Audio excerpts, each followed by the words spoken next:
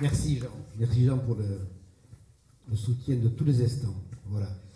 Je veux d'abord vous dire que j'ai rien perdu de mes convictions. Voilà. Et je n'ai rien perdu de ma combativité. Peut-être ce qui a servi finalement dans les dernières semaines qui viennent de s'écouler. Je veux d'abord vous remercier, voilà, parce que c'est important pour moi, et vous dire, je l'ai dit tout à l'heure devant les copains du Conseil fédéral, combien ça fait chaud au cœur, et le mot est faible, de vous voir là dans ce moment, finalement ce moment de renaissance, voilà. Et je vais en dire quelques mots tout à l'heure.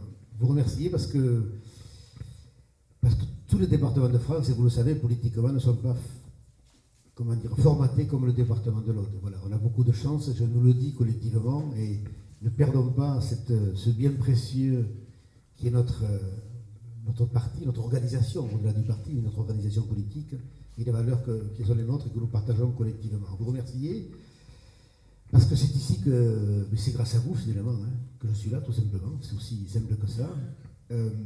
Parce que tout au long des années passées en commun, c'était à Moutoumé, lorsque j'ai succédé au père d'Hervé, Joseph, donc voilà, c'était avec Marcel qui est là aussi, donc c'était, je ne vais pas tous les citer, parce que je vais m'oublier, mais ce cheminement, finalement, qui nous fait grandir en politique et qui nous apprend, où est l'essentiel, faire la distinction entre l'urgence, l'essentiel, la vision, la perspective, et qui nous apprend le métier, tout simplement, qui nous l'apprend avec une façon particulière. Et ça, je l'ai découvert, bien sûr, d'abord en France à la rencontre des autres, et puis aussi au niveau européen, parce que là encore, on est confronté à d'autres cultures, d'autres pratiques, d'autres visions, et on ne pense pas les valeurs du socialisme quand on est social-démocrate danois ou néerlandais, ou quand on est un socialiste audois. Voilà.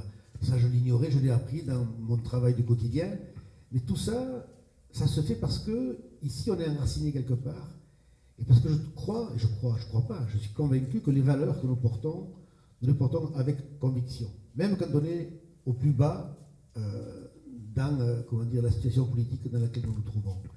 Et ce que vous m'avez permis d'être, tous collectivement, militants, parce que vous le savez, j'ai passé 10 ans à la tête de cette fédé, donc c'est aussi, ça fait partie, ça contribue de l'apprentissage, quand on est dans des moments aussi complexes que ceux que je viens de vivre ces derniers mois, parce que vous dire que c'est simple, je vous mentirais, à la fois psychologiquement et à la fois dans des stratégies, tous ces éléments de stratégie, de tactique interne, parce que ça ne se fait pas tout seul, pour tout ça vous pouvez l'imaginer, mais je pense pas, c'est vous qui me l'avez appris finalement.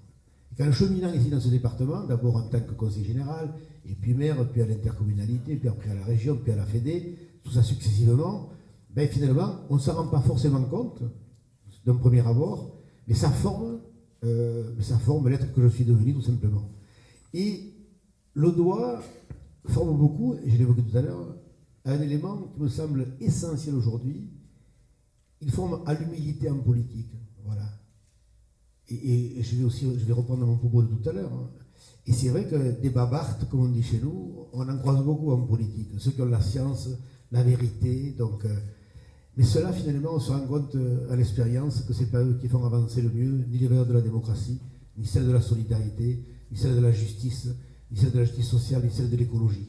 Parce qu'en fait, ces babartes-là, ils sont présents partout, ceux-là, même au niveau européen, finalement, ils sont surtout engagés pour leur gueule, excusez-moi l'expression. Voilà. Et que nous, dans cette matrice audoise que vous m'avez transmise, on ne s'engage pas pour sa gueule, quoi. On s'engage pour les valeurs et les convictions. Et moi, ce qui m'intéresse dans ce combat qui s'ouvre aujourd'hui, c'est ça. Ce sont les valeurs et les convictions.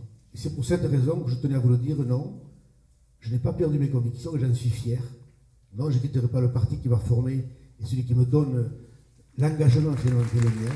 Et je continuerai mon cheminement jusqu'au bout, donc de cette aventure-là que j'ai vue.